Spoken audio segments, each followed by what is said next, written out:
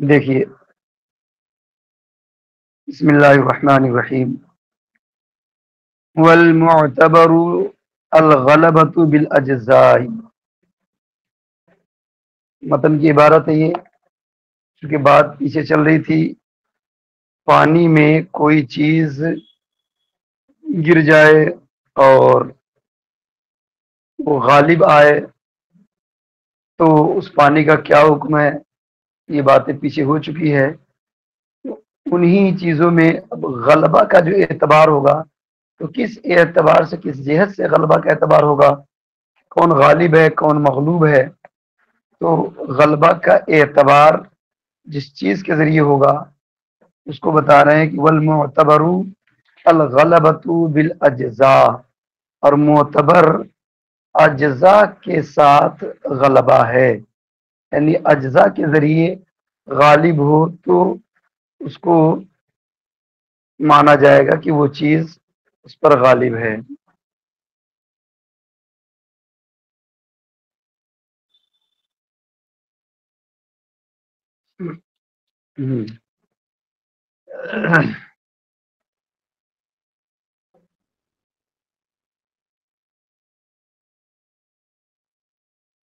جی، تو باقی آگے گفتگو اب سماعت کریں. بات انہوں نے بتایا والمعتبر الغلبۃ بالاجزاء، معتبر اجزاء کے ذریعے غلبہ ہے. اس کی وضاحت کر رہے ہیں شرح کے اندر.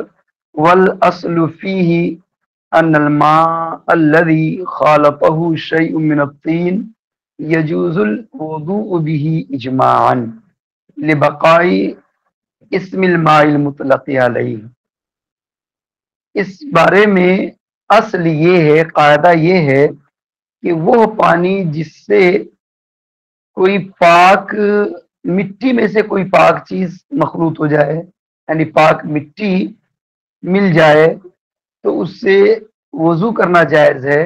اور یہ دلیل کہاں سے لی ہے؟ اجماع سے. اجماع سے یہ بات ثابت ہے کہ وہ پانی جس میں کوئی پاک چیز مٹی کی جنس سے مل جائے تو اس سے وضو کرنا بالاجماع جائز ہے. دلیل ہے لبقاء اسم الماء المطلق، مائع مطلق کے مائع مطلق کا نام اس پر باقی رہنے کی وجہ سے. کہ مٹی کے اجزاء مل جائے، مٹی کے کچھ حصہ مل جائے پانی میں تو اس کو پانی ہی کہتے ہیں، مطلقاً پانی ہی کہتے ہیں. اس وجہ سے اس سے وضو کرنے میں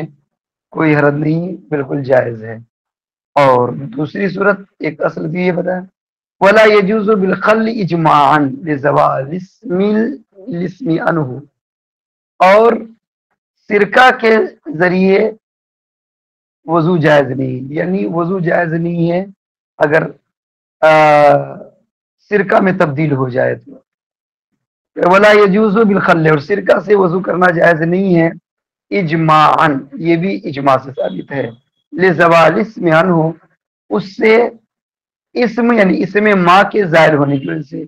اب جب سرکہ بنا دیا گیا، سرکے میں تبدیل ہو جائے تب اس کو پانی نہیں کہتے ہیں بلکہ سرکہ ہی کہتے ہیں.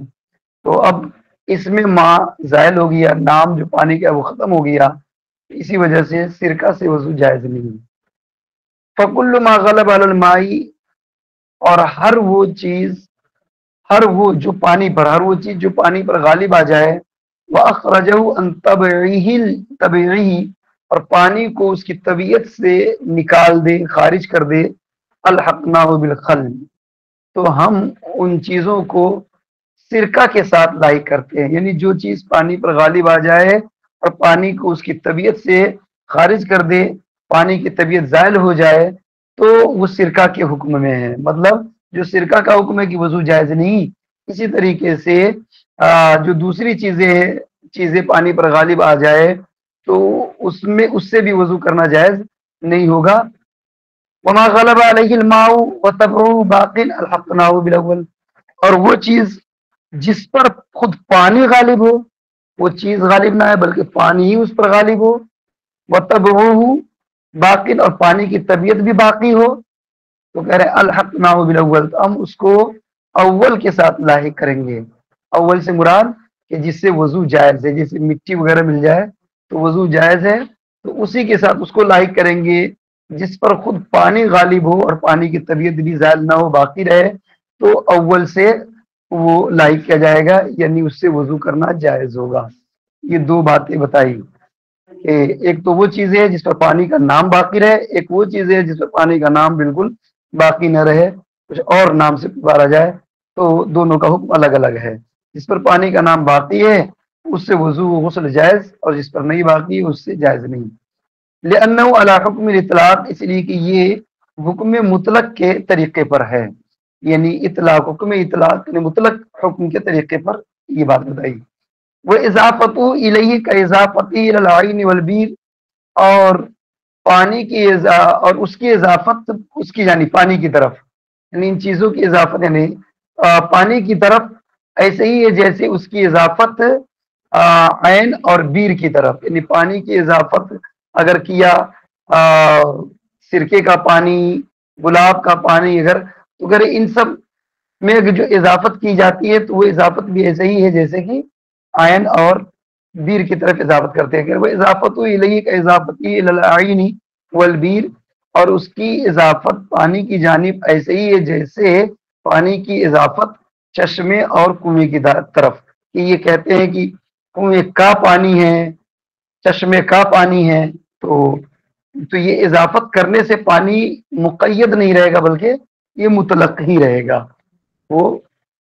مطلق پانی، جیسے بارش کا پانی، تو حالانکہ اضافت کر دیا، خاص ہو گیا بارش کا پانی، لیکن یہ بارش کا پانی ہو، چشمہ کا پانی ہو، ندی تالاب کا پانی ہو، یہ سب میں جو اضافت ہے وہ اضافت مطلق کو مقید نہیں کرے گا بلکہ حکم مطلق ہی رہے گا، ان پانیوں کا حکم مطلق ہی رہے گا۔ وَإِن تَغَيَّرَ بِالطَّبْخِ لَا يَجُوزُ كَالْمَرَقِ، اور اگر پانی پکانے کی وجہ سے متغیر ہو جائے، بدل جائے، تو اس سے وضو کرنا جائز نہیں ہے، کل مرق، جیسے کہ سالن،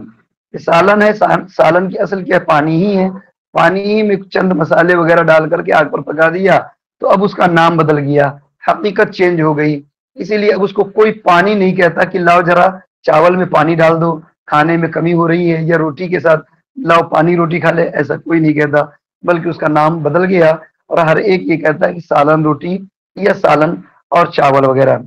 تو کل مرق، جیسے کہ سالن، الا ما يقصد به تنظیف كالسدر والحرود والصابون ما لم يسخن، مگر اس وقت جبکہ اس سے تنظیف مقصود ہو، یعنی کوئی ایسی چیز پانی میں ہے کہ پانی میں ڈال کر کے اس سے مزید پاکی حاصل کرنا مقصود ہو، تو اس سے وضو اور غسل جائز ہے، جیسے کالسدر والحرود والصابون، جیسے کہ سدر، بیری کے درخت کا جو پتا ہوتا ہے، یعنی بیری کا پتا، بیر کا پتا، تو وہ پانی میں ڈال کر کے نہلانے کا، مردے وغیرہ کو حکم بھی آیا ہے بدن کی پاکی کے لیے، صفائی کے لیے،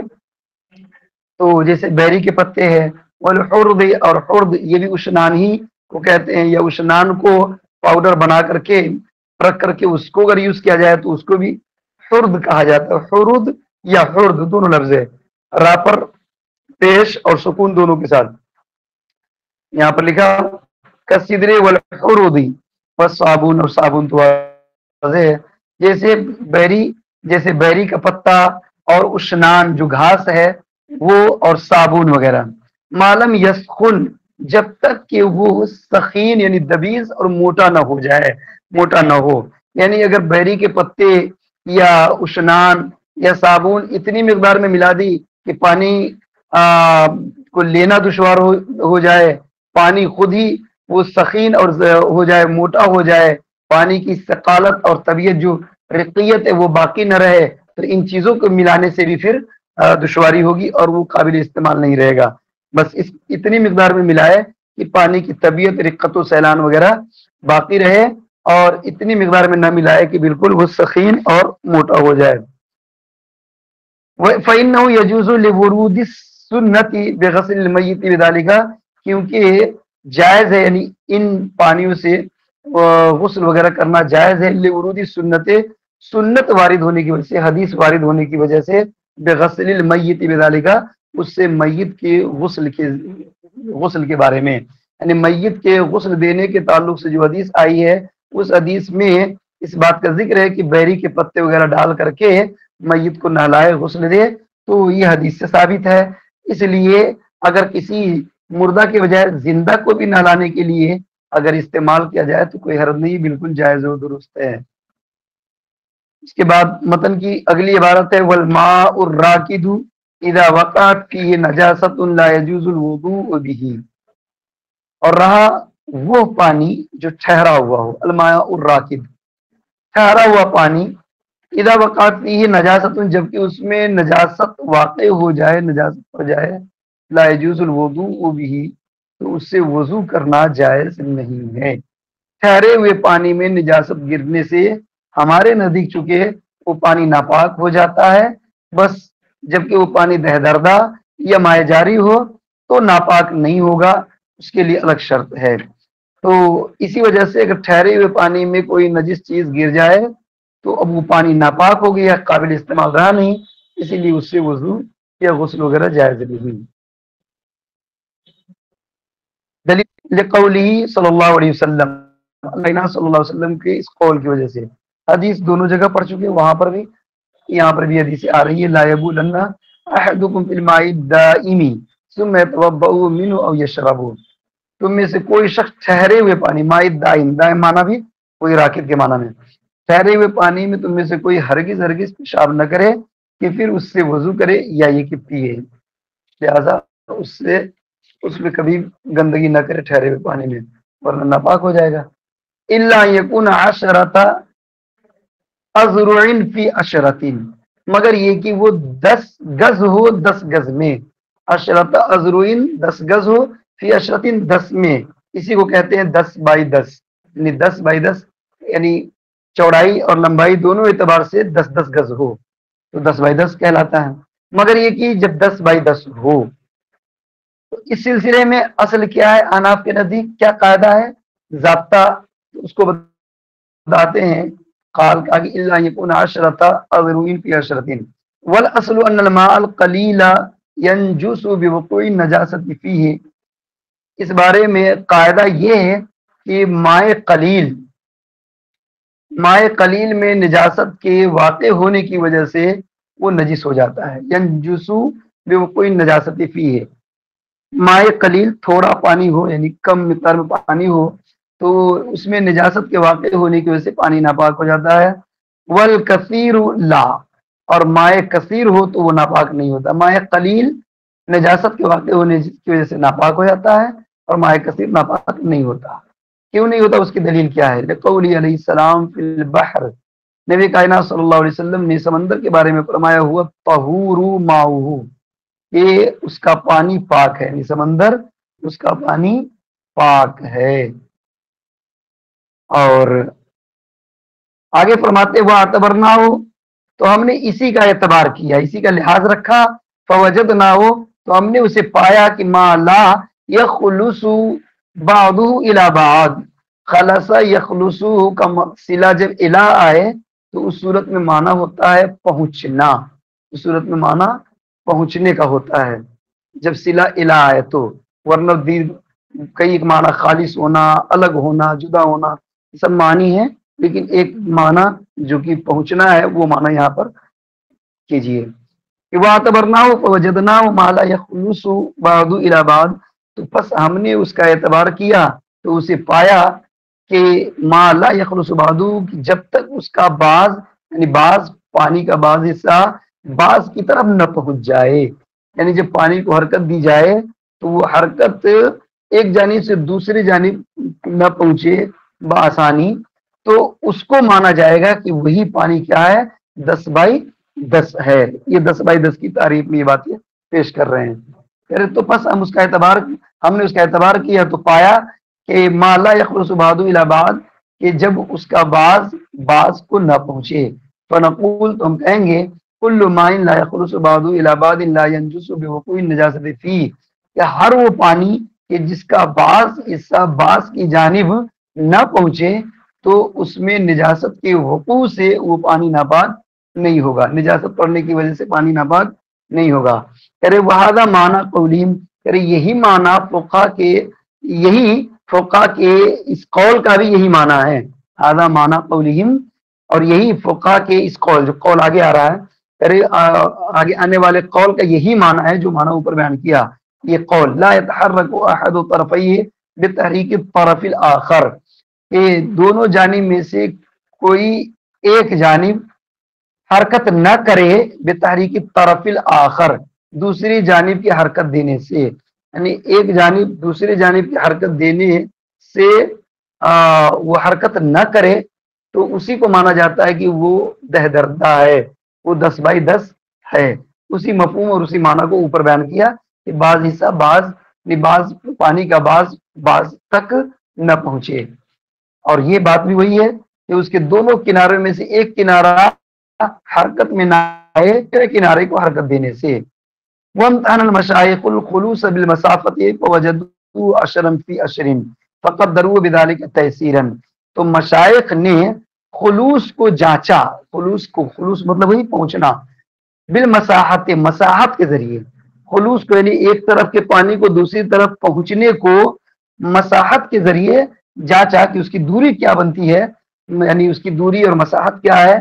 तो उसके जरिए जब जांचा फवजदू, तो उन लोगों ने उसे 10/10 पाया, 10/10, 10 गज चौड़ाई 10 गज लंबाई, 10/10 पाया। फक़द्दरू बिज़ालिका तयसीरन, तो उन फुक़हाए किराम ने इसी के जरिए उसको मुक़द्दर फरमा दिया, उसी को मुक़द्दर फरमा दिया आसानी के लिए, आसानी के लिए इसी का अंदाजा कर लिया, मुक़द्दर कर दिया, मुतय्यन कर दिया, ताकि इंसान को पता चल जाए, आम लोगों को, कि माए कसीर का इतलाक किस पर होगा। तो माए कसीर का इतलाक उस पानी पर होगा जो पानी कम से कम 10/10 के तालाब, हौज वगैरह में हो। आगे बताते वक़ाल अबू मुती अल बलखी, अबू मुती बलखी ने कहा कि इधर का नाम अलग कौल जिक्र कर रहे हैं, बाकी तो 10/10 का अनाप की नदी गई है, और बाज हजरात ने अलग अलग कौल किया तो उसको जिक्र कर रहे हैं। वक़ाल अबू मुती अल बलखी, अबू मुती अल बलखी ने कहा कि इधर काना 15 फी 15 ला यखलुसु, कि जब 15/15 हो, 10/10 की जगह 15/15 हो, ला यखलुसु, तो वो उसका बाज तक नहीं पहुंचता है, यानी एक जानिब हरकत देने से दूसरी जानिब में उसकी हरकत नहीं पहुंच पाती, ला यखलुसु, तो बाज की जानिब नहीं पहुंचता है। अम्मा इशरीन फी इशरीन ला अरा फी नफ्सी शयन, और रहा 20/20, तो मैं अपने अंदर इस बारे में कोई चीज नहीं पाता हूं, मतलब उसमें तो कोई हरज ही नहीं, 20/20 में तो खैर किसी तरह का कोई हरज ही नहीं है। बाज़ लोगों ने 15/15 कहा है, ये भी सही है, लेकिन फतवा जो है वो उसी पर है कि 10/10 है, तो 100 गज का तालाब हौज है, तो उसमें निजासत भी वाक़ई हो जाए, रंग मुंह मजा न बदले, तो वो पानी पाक माना जाता है।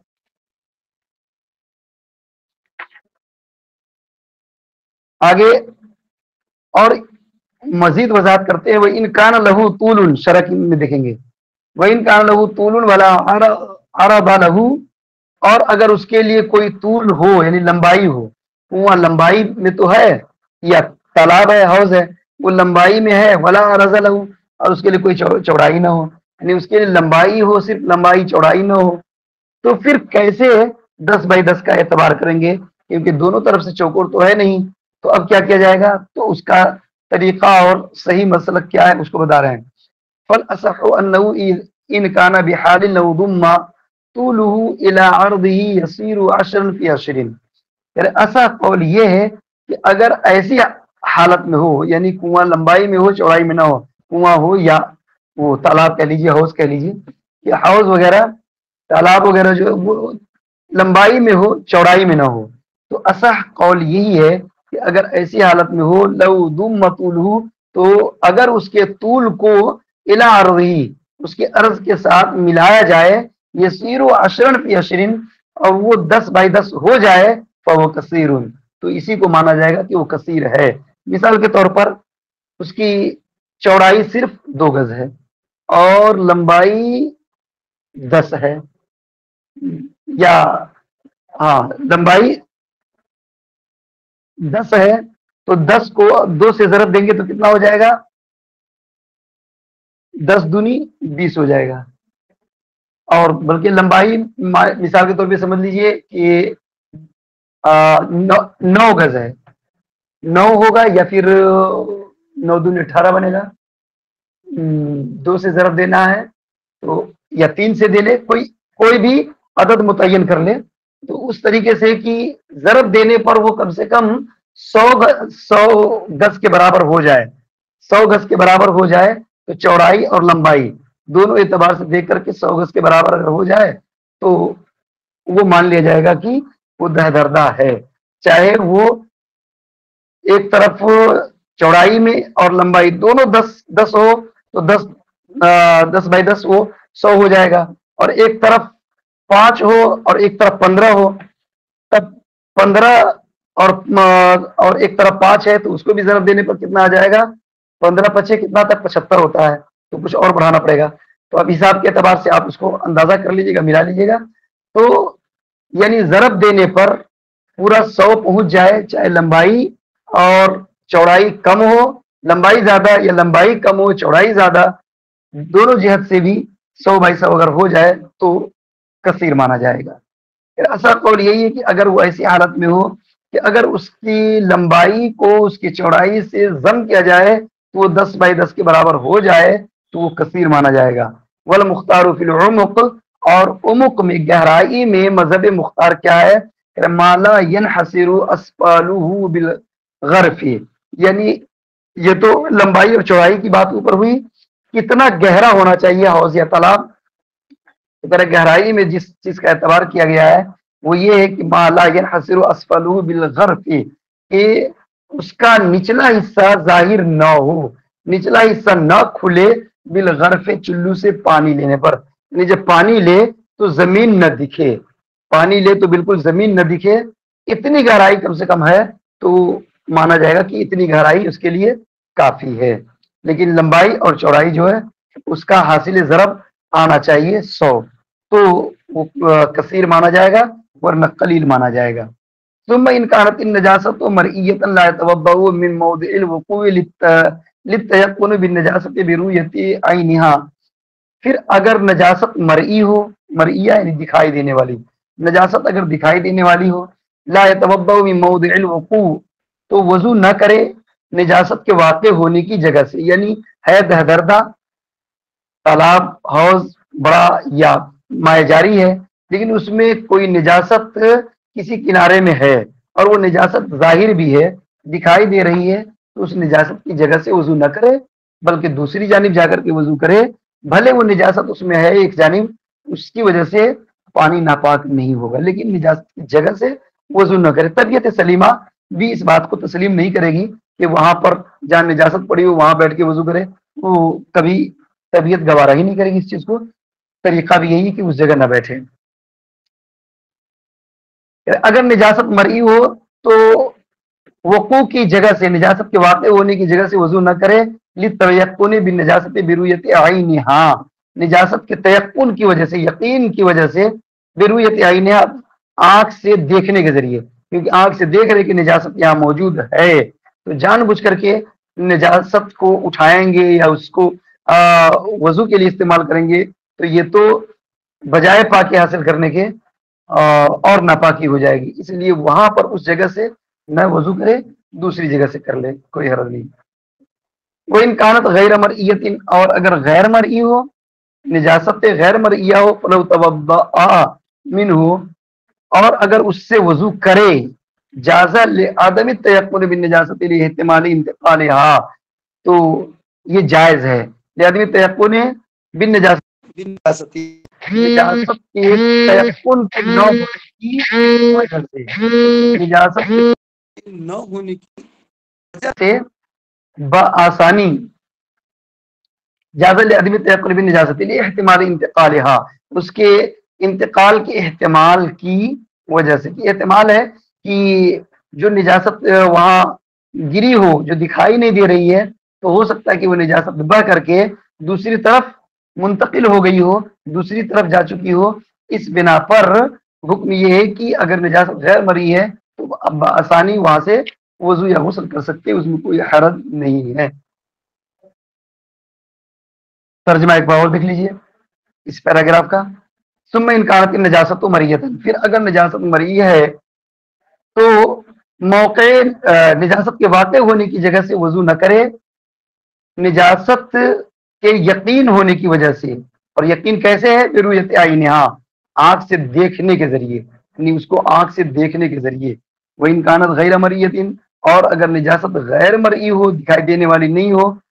اور اگر اس سے وضو کرے، یعنی اس جگہ سے وضو کرے یا اس حوض سے وضو کرے، جازا، تو یہ وضو کرنا جائز ہے. کیوں جائز ہے؟ لعدم التیقن بالنجاست، نجاست کا یقین نہ ہونے کی وجہ سے. کیوں یقین نہیں ہے کہ یہاں پر نجاست ہے؟ لاحتمال انتقالھا، اس کے منتقل ہونے کے احتمال کی وجہ سے. ممکن ہے کہ وہاں سے منتقل ہو، نجاست وہاں سے ختم ہو گئی ہو، منتقل ہو گئی ہو. ومنهم من قال، انہی میں سے بعض نے یہ کہا، یا کسی نے یہ کہا کہ لا يجوز ایضاً، کہ یہاں بھی جائز نہیں ہے، یعنی نجاست غیر مری ہے تو ایسی صورت میں بھی جائز نہیں ہے. لأن ظاہر بقا ہوا فی الحال، اس لیے کہ ظاہر یہ ہے کہ فی الحال نجاست وہاں باقی ہے. بقا ہوا یعنی نجاست کا باقی رہنا فی الحال ظاہر ہے، کہ ابھی دیکھا کہ نجاست فلاں جگہ پر گری ہے، لیکن وہ نجاست پانی میں پڑنے کے بعد بھلے دکھائی نہ دے، لیکن نجاست پڑتے ہوئے دیکھا، تو اس بنا پر ایک قول یہ ہے کہ اس جگہ سے وضو نہ کرے بلکہ الگ سے وضو کرے دوسری جگہ سے. کیونکہ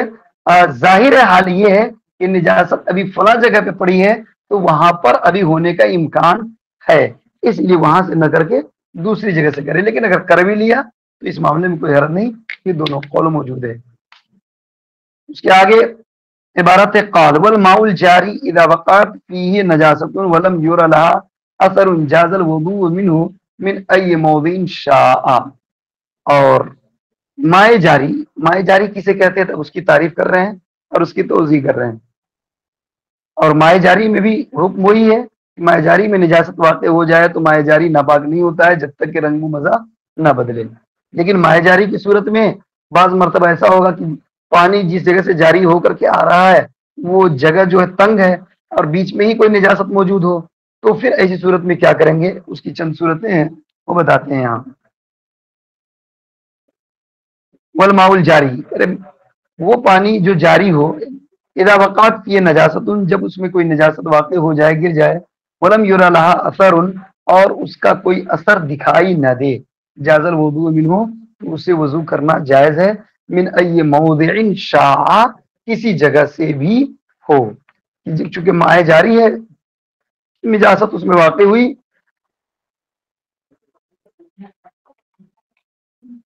آج زبان زیادہ سوکھ رہی ہے، پتہ نہیں کیوں. ولم یرا لها اثر جاز الوضوء منه، تو اس کے لیے اس کا کوئی اثر بھی ظاہر نہ ہو تو اس سے وضو کرنا بالکل جائز اور درست ہے. من ای موضع شاء، جس جگہ سے بھی چاہے، من ای موضع شاء، جس جگہ سے بھی چاہے وہاں سے کر سکتے ہیں. اب اثر کیا؟ والاثر طعم او لون او ریح، یہ اثر کی بات آئی یہاں پر متن میں کہ اس کا اثر دکھائی نہ دے، تو اثر سے کیا مراد ہے؟ تو اثر بتا رہے ہیں والاثر طعم، اس کا اثر کیا ہے؟ ذائقہ ہے، طعم لون ہے رنگ، اور ریح ہے یعنی بو. تو ذائقہ یا رنگ یا بو، کہ اس میں اس کا اثر دکھائی نہ دے تو اس سے وضو جائز ہے. اور اثر یہ تین چیزیں ہیں کہ اس کا ذائقہ، اس کا رنگ یا بو، ان تینوں میں سے کوئی چیز ہو تو پتہ چلے گا کہ اس کا اثر ظاہر ہے. لأنها لا تبقی مال جریان، اس لیے کہ جاری ہونے کے ساتھ ساتھ یہ چیزیں باقی نہیں رہتی ہے. یعنی پانی جاری ہے تو کوئی نجاست گرے تو اس کا ذائقہ بھی ختم ہو جاتا ہے، رنگ بھی ختم، اور اس کی بو بھی باقی نہیں رہتی، بہ کر کے جاری ہونے کے ساتھ ساتھ ختم. تو جریان کے ساتھ یہ چیزیں باقی نہیں رہتی ہیں. والجاری ما يعده الناس جاريا هو الاصح، اور جاری کیا ہے؟ مائع جاری. والجاری ما يعده الناس جاريا هو الاصح، اور مائع جاری اس پانی کو کہیں گے جسے لوگ جاری شمار کرتے ہوں. ما يعده الناس جاريا، جس کو لوگ جاری سمجھتے ہوں، شمار کرتے ہوں. هو الاصح، یہی صحیح ہے. یعنی عرف عام میں، عموم بلوا میں معاملہ یہ ہو کہ عام عرف میں لوگ جس پانی کو جاری پانی سمجھتے ہیں تو اسی کو جاری شریعت نے بھی اعتبار کیا ہے. ایسا نہیں ہے کہ پانی کہیں پہ جا کر کے ایک جگہ جمع ہو جائے، پھر وہاں سے تھوڑا بہ کے فلاں جگہ جا کے جمع ہو جائے، بس یہی حالت ہو تو یہ مائع جاری کے حکم میں نہیں ہے. جاری کا مطلب یہ ہے کہ کوئی نہر ہے، کوئی ندی ہے، اور وہ اس کا پانی کہیں سے بہ کر کے آ رہا ہے اور بہ کر کے کہیں آگے کو جا رہا ہے تو یہ مائع جاری کہلائے گا۔ ولو وقعت جیفۃ فی نہر کبیر لا یتوضأ من اسفل الجانب الذي فيه الجیفہ، اور اگر کوئی مردار واقع ہو فی نہر کبیر، بڑے نہر میں، یعنی بڑا نہر ہے اور اس میں کوئی مردار کوئی بھی جانور ہے وہ پڑا ہوا ہے، تو کیا کریں گے؟ وضو کرنے کی کیا صورت ہوگی اس سے؟ ولو وقعت جیفۃ فی نہر کبیر، اور اگر نہر کبیر میں کوئی جانور یعنی کوئی مردار واقع ہو، پڑا ہوا ہو، لا یتوضأ من اسفل الجانب الذی، تو وضو نہیں کیا جائے گا اس جانب کے نچلے حصے سے، الذی فی الجیفہ، جس جانب میں وہ مردار ہے، ویتوضأ من اسفل الجانب الاخر، اور وضو کیا جائے گا اس جانب سے، اس جانب کے نیچے سے جو دوسرا یعنی جانب آخر، دوسرے جانب کے اسفل سے وضو کیا جائے گا، یعنی اگر بیچ میں پڑا ہوا ہے، ایک طرف اس کا پانی ٹچ ہو کر کے آ رہا ہے اور اس کے علاوہ جو پانی ہے وہ ٹچ ہو کر کے نہیں آ رہا ہے تو اس سے بچ کر کے کر لیں گے۔ دوسری صورت یہ ہے کہ جو پانی ٹچ ہو کر کے بہ کر کے ایک طرف جا رہا ہے تو اس سے آگے بڑھ جائے، کہ جدھر سے پانی آ رہا ہے اور اس کو ابھی ٹچ بھی نہیں کیا، وہاں پہنچا بھی نہیں، اس طرف وضو کر لے۔ کہا کہ اور اگر مردار بڑے نہر میں پڑا ہوا ہو تو اس جانب کے نیچے سے وضو نہیں کریں گے جس طرف میں مردار ہے، وہ یتوضأ من اسفل الجانب الاخر، جانب آخر کے اسفل سے وضو کیا جائے گا۔ وَإِنْ كَانَ النَّهْرُ صَغِيرًا، اور اگر نہر چھوٹا، اور اگر نہر چھوٹی ہو، ان کا یجری اکثر الماء علیہا لا یجوز، اگر اکثر الماء علیہا اور اس پر کثیر پانی جاری ہو، لا یجوز، تو جائز نہیں۔ کیا کہا کہ نہر ہے اور نہر کی جو مقدار ہے وہ بڑے مقدار میں نہیں ہے بلکہ چھوٹے مقدار میں ہے، چھوٹی نہر ہے، تو ایسی صورت میں اور اس چھوٹی نہر میں کوئی مردار پڑا ہوا ہے تو اس صورت میں وضو کرنے کا کیا حکم ہے؟ تو کہا کہ ان کان یجری اکثر الماء علیہا، کہ مردار سے ہو کر کے پانی کا اکثر حصہ جاری ہو رہا ہے، بہ رہا ہے، تو لا یجوز، پھر اس سے جائز نہیں ہے وضو کرنا۔ وہ ان کانا اقل یجوز، اور اگر اقل ماء یعنی تھوڑا پانی اس سے ٹچ ہو کر کے جا رہا ہے اور اکثر باقی ہے تو ایسی صورت میں اس سے وضو کرنا جائز ہے۔ وہ ان کا نا اقل، اور اگر اقل ماء اور اقل ماء جاری ہو اس کو ٹچ کرتے ہوئے یجوز ہو تو جائز ہے وضو۔ وہ ان کا نا نصف ہو یجوز ہو، اور اگر اس کا نصف ٹچ کر کے جا رہا ہو تب بھی جائز ہے، یجوز ہو پھر بھی جائز ہے۔ والاحوط الترک، لیکن احوط اور مناسب زیادہ بہتر ایسی صورت میں جبکہ آدھا پانی اس سے ٹچ ہو کر کے آ رہا ہے، آدھا پانی اس کو ٹچ ہو کر کے نہیں آ رہا ہے، تو اس میں بہتر یہی ہے کہ اس سے وضو نہ کرے، ترک کر دے، چھوڑ دے۔ وان محمد فی ماء المطر اذا مر بالنجاسۃ ولا یوجد اثرها يتوضا منه لانه كالجاری، اور امام محمد سے ماء مطر بارش کے پانی کے سلسلے میں مروی ہے کہ جب وہ نجاست سے گزرے، بارش کا پانی نجاست سے گزرے اور نجاست کا اثر نہ پایا جائے تو اس سے وضو کیا جا سکتا ہے، یعنی بارش ہو رہی ہے اور بارش ہو کر کے کسی اونچی جگہ سے بہ کر کے نیچے کی طرف پانی جاری ہے، ابھی بارش ہو بھی رہی ہے، ادھر سے پانی آ رہا ہے اور ادھر کو بہ کر کے دوسرے نیچے کی طرف کو پانی جا رہا ہے، اور نجاست کی جگہ سے پانی بہ کر کے آ رہا ہے لیکن نجاست کا کوئی اثر اس مائع جاری میں ظاہر نہیں ہے تو اس سے وضو کیا جا سکتا ہے۔ کیوں؟ لأنه کالجاری، کیونکہ یہ اس لیے کہ یہ بھی جاری پانی کے حکم میں ہی ہے، یہ بھی جاری پانی کے حکم میں ہے، اس لیے اس سے وضو کیا جا سکتا ہے۔ بس